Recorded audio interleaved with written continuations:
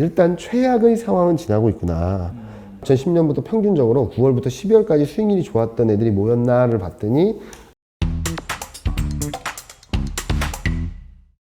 그러면 이제 9월 같은 경우에는 확실히 좀 그런 걸 보고 이제 접근을 하기 위해서 그 FOMC 이벤트가 발생하기 전까지는 좀 조심할 필요가 있고 네. 그렇다면은 그 이후에 뭐 4분기라든지 그때는 또 우리나라 이제 전통적으로 그 대주주 양도소득세 이슈라든지 그런 게 있잖아요. 맞아요. 그래서 이 부분 영향은 또 어떻게 보시나요? 대주주 양도소득세로 인해서 시장이 갑자기 막 하락 추세로 간 적이 있는지 한번 기억해 보시면 있을까요? 뭐 코스닥 같은 경우에 좀 맞아요. 코스닥은 민감하게 반응하죠. 네. 왜냐면 수급이 워낙 얇고 개인 투자자들의 비중이 높기 때문에 그런 영향이 좀 있긴 한데 저는 뭐 며칠 한 3, 4일 정도 그 양도소득세가 결정되는 날이 아마 배당락 전후로 네네네. 조금 흔들릴 수는 있어도 수급에 의해 흔들릴 수 있어도 시장이 이 이슈로 막 무너지지 않을 거라고 생각을 하거든요. 첫 번째로는 수급에 의해서 좀 시장이 출렁일 수는 있어도 그렇게 부러지지 않는다. 에이, 그러면은 왜 이번에 코스피가 3,050 가는데 외국인이 많이 팔아서 그렇잖아. 근데 외국인이 판 이유가 있죠. 실적이나 뭐 이런 것들을 걸고 넘어진 거잖아요. 네네. 그렇기 때문에 그런 거지. 단순히 세금 문제로 인해서 어차피 또 어떻게 보면은 이 시점이 지나면 또 돌아올 금액이기 때문에 일시적인 흔들림 이후에는 바로 제자리를 찾아갈 거다라는 말씀을 드리고 있고요. 과거 통계적으로 보면은 요 그림에서 보실 수 있는데요. 9월 달부터 4분기는 시장이 굉장히 좋았습니다. 아 그래요? 네. 위에는 미국 S&P 500이고요. 밑에는 네네. 코스피인데, 뭐, 등락은 있긴 하지만, 미국도 5년, 10년 평균을 본다고 한다면, 특히 10년 평균을 보면 9월, 11월, 12월까지 계속 좋았어요. 한국도 10월 달엔 좀 등락이 있긴 했고, 12월에는 상승 확률이 좀 낮지만, 9월, 11월, 10월, 11월, 12월은 꽤 괜찮은 그림을 만들어줬어요. 자, 그러면 왜 그럴까가 중요하거든요. 그죠, 그게 중요하죠. 그래서 저도 고민을 많이 했는데, 미국도 그렇고, 한국도 그렇고, 괜찮은 거예요, 4, 4분기에는. 그래서 여러 데이터를 보다가, 재고율. 재고율에서 좀 힌트를 얻었거든요. 한번 보시면, 여기서 3, 4월 달에 한번 튀 튀어오르죠. 네. 여름 휴가 시즌을 앞두고서 뭐 여러 가지 소비를 하다 보니까 튀어오르는 재고를 쌓으려는 모습들이 나타나고요. 9월, 10월, 11월, 12월에도 쭉 올라오는 그림을 보여줘요. 그래서 생각을 해보니까 이제 4, 4분기 끝쯤에는 이제 글로벌 소비 시즌, 그렇죠. 연말 소비 시즌. 블랙 사타를. 프라이데이, 크리스마스 네네네. 뭐 계속 있어요. 자, 그러면은 이때를 대비해서 9월부터 재고를 쌓으려는 수요들이 들어오기 시작한다라고 볼 수 있겠죠. 자, 그러면은 올해도 기대해도 될까? 저는 올해는 좀 기대해도 좋겠다라고 생각하는 이유는 요 그림을 한번 보시면은 소매업자 재고율이 너무 낮아요. 지금 1.08이거든요. 판매되는 거, 그러니까 출하되는 거에 비해서 8%의 재고밖에 안 갖고 있어요. 근데 과거 평균 금융위기 이전부터 금융위기 이후부터 코로나19 직전까지 평균이 1.4 이상이었어요. 기본적으로 40% 이상은 들고 있었다는 건데 지금 1.08이거든요. 난리가 났죠. 그래서 작년에도 그랬습니다. 작년에도 코로나19 때문에 쫙 떨어지면서 한 1.2 수준까지 들어왔다가 연말 소비 시즌을 앞두고 10월, 11월, 9월 달에 조금 묵직하다가 10월, 11월, 12월 날 이렇게 올라갔거든요. 그러면서 어떤 모습이 나타났죠? 한국은? 급등했죠, 그때. 대폭등을 했죠. 이번에도 그렇게 할지 모르겠지만. 그런데, 에이, 야, 여기 지금까지도 안 올라왔던 게, 거기다 공급망 병목 현상이나 이런 것들이 있었던 상황에서, 너는 뭐 어떻게 장담을 할 수 있니? 저도 장담 못 하죠. 장담은 못 하는데. 장담은 좀 사기꾼이죠. 근데 최근 좀 몇 가지 힌트들이 나타나고 있어요. 8월 ISM 제조업 지수가 발표됐는데, 시장 전망은 7월보다 8월이 낮아질 거다라는 게 전망이었어요. 근데 예상을 깨고 7월보다 좋은 그림을 만들어줬거든요. 제조업 지수가? 네, 제조업 지수가 올라갔어요. 네. 이거는 웬만한 애널리스트들도 다 생각하지 못했던 부분이거든요. 근데, 오, 대단한데? 서프라이즈야! 라고 하고 그 안에 있는 것들을 딱 뜯어보니까 재고가 많이 늘어났고요. 그리고 신규 주문이 많이 늘어났고요. 생산, 반대로 네. 공급망 병목 현상을 좀 가늠할 수 있었던 게 가격 지표랑 운송 시간이에요. 여기 보시면은 운송 시간이 쫙 올라가면서 여기 파란색이 운송 시간이거든요. 코로나19 때 한번 팍 올라갔다가 그 다음에도 계속 올라가면 코로나19 때보다 더 높은 운송 시간, 딜레이 되는 시간들이 있었거든요. 왜 그럴까요, 근데 갑자기 궁금해요. 그러니까 공급망 병목 현상, 그러니까 주문을 했는데 늦게 온다는 거예요. 자동차도 그렇고 생산을 원활하지 않다 보니까 운송 시간, 배송 시간까지 오래 걸린다는 거거든요. 그게 2달 연속 꺾였고, 그로 인해서 가격 지표도 꺾였고, 그러면서 요 8월 ISM 제조업 지수를 통해서 8월부터 재고를 쌓고 신규 주문을 많이 넣고 생산이 원활하게 돌아가는 사이클이 시작됐나? 그런 상황에서 공급망 병목 현상을 보여줬던 가격이나 운송 시간 데이터들이 떨어진 거를 보면은 공급망 병목 현상이 완전히 해소되는 데까지 언제 될지는 장담하기는 어려운데 일단 최악의 상황은 지나고 있구나. 조금 풀리고 있구나 라는 생각을 하게 되었고요. 그래서 과거 2010년부터 2010년부터 평균적으로 9월부터 12월까지 수익률이 좋았던 애들이 뭐였나를 봤더니 가장 좋았던 게 반도체. 상승 확률도 70%. 그 다음이 에너지, IT 가전, 유틸리티, 디스플레이, 그리고 확률적으로 반도체 다음으로 올라온 게 자동차. 그래서 올해 4분기 그리고 연말까지 흐름에 있어서 반도체, 자동차 투톱과 그리고 IT 가전, 디스플레이, 2차 전지 이런 쪽들을 좀 구성을 해보시면 좀 괜찮지 않을까. 근데 물론 9월 달에 좀 흔들림이 있을 수 있기 때문에 지금 현재 시점에서는 저 사람이 이걸 사라 그랬으니까 사야지 라기보다는 좀 잘 보시다가 코스피가 좀 밀려날 때마다 좀 담아가시면 좋지 않을까 생각을 하고 있습니다.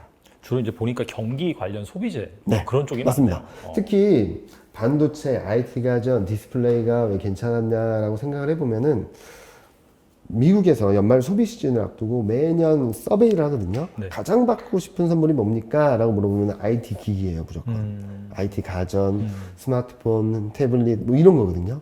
그러다 보니까 여기 다 들어가는 게 반도체고 뭐 IT 가전, 디스플레이 이런 쪽들이 좋았던 것이 아닌가 생각을 하고 또 하나는 반도체 공급 불안, 공급망이 좀 이렇게 움켜졌던 게 조금 풀리게 된다면 자동차와 반도체가 이렇게 눌려있던 게 조금씩 올라오는 그림을 만들어줄 수도 있어서 그런 그림들을 좀 염두에 두신다면 좀 좋지 않을까 생각을 하고 있습니다.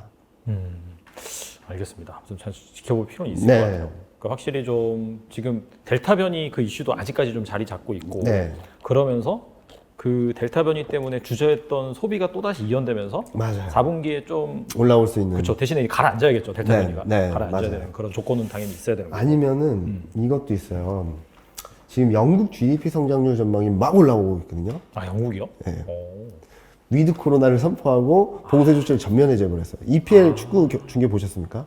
보진 않았어요. 네. 6만 명 이상이 그 축구 경기장이 꽉 찼는데 아무도 마스크를 안 쓰고 있어요. 우리나라가 난리 난 상황이네요. 그렇죠. 진짜. 그런 식으로 하고 있고, 근데 그러니까 영국에서 생각하는 것은 백신 접종을 맞으니까 중증 환자 비율이나 사망자 비율은 확 떨어졌다. 이거는 우리가 컨트롤 가능한 거다. 우리가 코로나19 확진자 수에 움직였던 것은 코로나19 확진자 수 늘어나면 거기에 뒤이어서 중증 환자 비율이 올라가고 사망자 수가 올라가면서 문제였던 거거든요.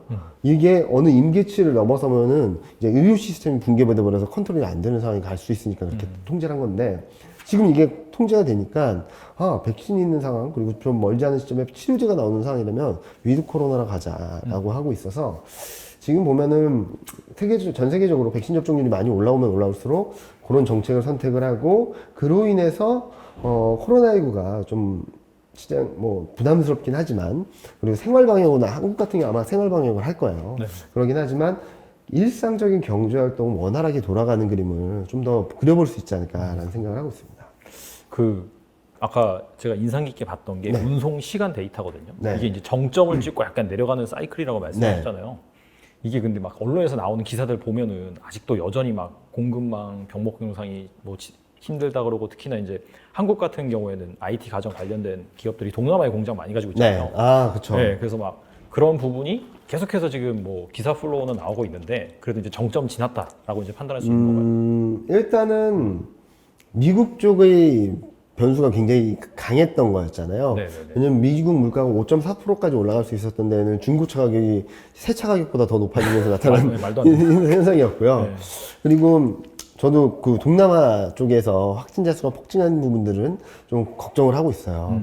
그리고 그로 인해서 좀 원활하지 못한 운송이 나오지 않을까라는 생각을 하고 있었는데, 최근 다행스럽게도 베트남이나 이런 쪽에서 조금씩 진정되는 모습들을 보여주고 있고, 그리고 지금 자동차나 이렇게 반도체 공장들이 거기 뭐 동남아도 있지만 이 미국 쪽에도 있고 그러면서 반도체 수출은 2달 연속 좋아지는 그림이 나타났었거든요. 근데 아쉬운 것은 자동차 수출이 좀 많이 꺾였다라는 점, 그런 부분들이 있어서 아직까지 완전히 해결되진 않고 시차에 따라서 왔다 갔다 하는구나라고는 생각할 수 있겠지만, 더 나빠지진 않는다라는 방향으로 간다면, 방향성의 베팅을 한다면 좀 더 개선될 수 있는 여지로 봐야 되는 것이 아닌가라는 생각을 합니다. 그리고 글로벌 IB들도 전망을 하는 게 3분기부터, 그러니까 이전 수준을 완전히 회복하는 것은 내년 정도 돼요. 올해 말이나 내년 상반기를 지나야 될까 말까 하는데, 최악의 상황은 2분기였고 3분기부터 조금씩 올라가는 그림을 만들어줄 수 있다라는 얘기를 하고 있어서,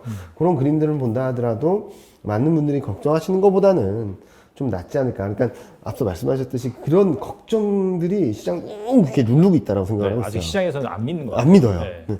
그렇잖아요. 뭐 어느 정도 시장에서 이게 인식돼 버리면 이거를 깨기가 더 힘든 거지 않습니까? 고정된 인식이. 그런 시간이 좀 더 필요하지 않나. 그게 아마 9월 달이 될 수 있다라고 생각을 하고 있고요.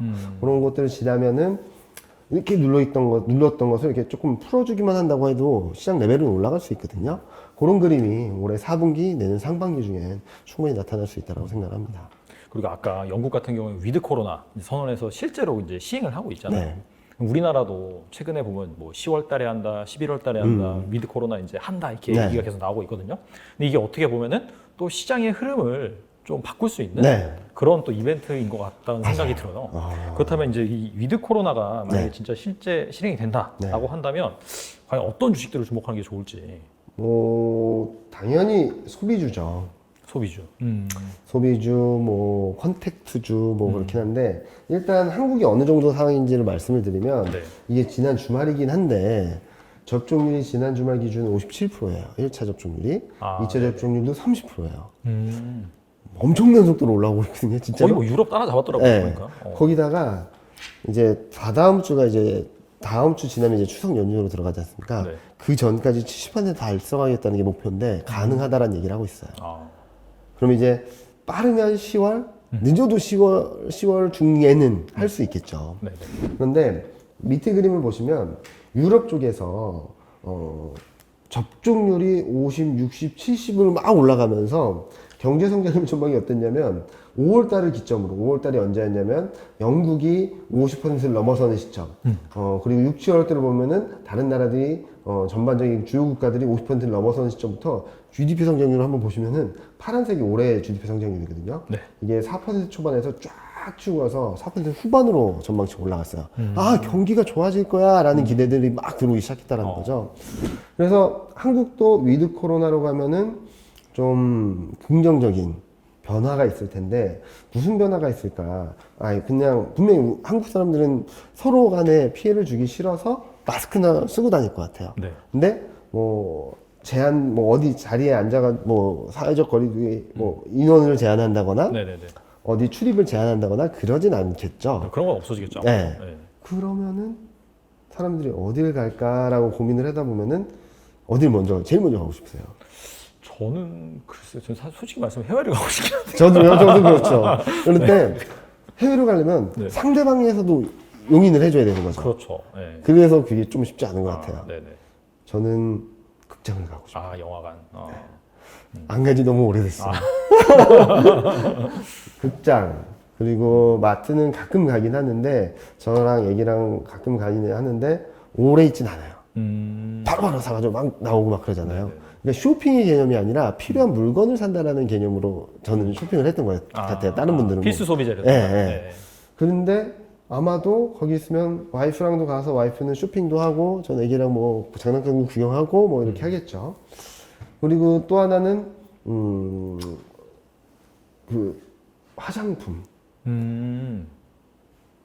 이제 마스크를 벗을 일도 생기겠죠? 그렇죠. 예. 그리고 화장품 소비가 조금 늘어날 수도 있고 중국 쪽에서도 이제 중국 경기에 대한 불안감들이 좀 진정이 되면 좀 좋아질 것 같고 또 11월 11일 날은 뭐 광군제라고 하는 뭐 싱글스데이라고 하는 게 있고 이런 것들을 중국 소비랑 맞물려서 보면 또 화장품 의류도 괜찮을 것 같다는 생각을 하고 그래서 컨택트 중에서도 잘 찾아보시면 많이 못 오른 게 되게 많아요. 바닥권에 있는 것들. 네네.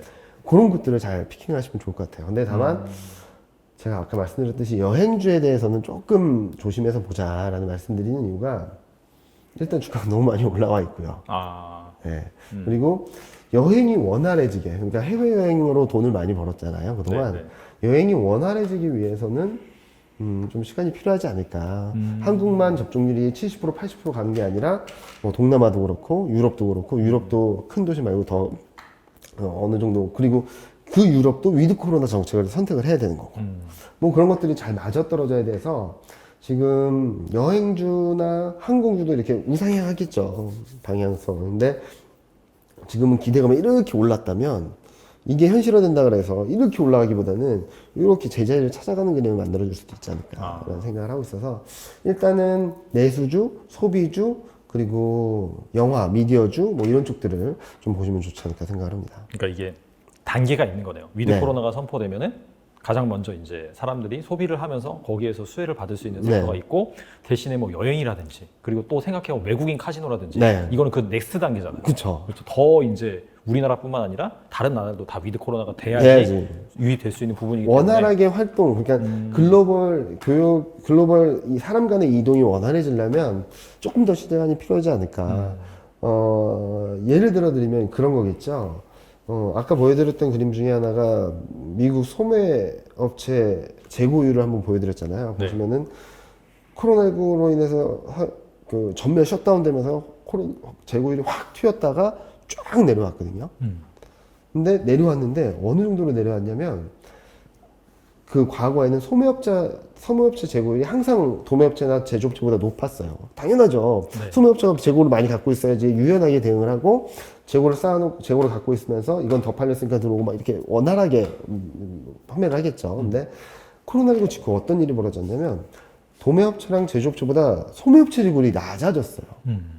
그래서 작년 말에도 소비 시즌과 맞물려서 확 재고율이 올랐다가 또 한 번 쫙 꺾였는데 이때는 또 이제 한파. 미국 올해 초에 미국 한파 사태가 있었고 그리고 이게 좀처럼 못 올라왔던 저는 이후에 또 올라올 거라고 생각을 했는데 못 올라왔던 이유가 공급망 병목 현상이 좀 딜레이 되면서 그랬던 것 같은데 네. 왜 이렇게 될까를 생각을 해보면 그런 거예요. 셧다운을 했다가 자 이제 경제활동을 합시다라고 했는데 사람들이 마트를 가서 물건을 사는 게 빠를까요? 사람들이 출근을 해서 공장을 재가동하고 스위치를 올려서 제품을 만드는 게 빠를까요? 라고 물으면 당연히 마트 가서 사는 게 빠르죠. 훨씬 빠르죠. 네. 그러니까 소매업체 재고는 박살이 난 거고 제조업체 재고는 덜 떨어졌던 거예요. 여기서부터 이제 공급망이 조금 불안하기 시작했던 거죠. 딜레이, 네. 운송 시간이 딜레이 됐던 것들. 이거랑 비슷하게 봤을 때 위드 코로나라고 한다면 바로 달려가서 뭘 할 수 있을까라는 것들을 먼저 생각하시는 게 좋을 거라고 생각을 하고 좀 시간을 두고 필요했던 것들은 조금 섣부르게 접근하기보다는 좀 확인하고 대응을 해도 늦지 않다. 그래서 저는 최근 뭐 유통이라든지 영화라든지 미디어라든지 이런 쪽에 대해서 좀 더 관심을 갖자. 주가도 많이 안 올랐다라는 말씀 많이 드리고 있습니다. 그게 공교롭게 어떻게 보면 추석 이후니까 그쵸. 약간 좀 그 넥스트 플랜으로 좀 주목할 만한 추석 네, 이후에 네. 그런 또 주식이 될 수도 있겠네요.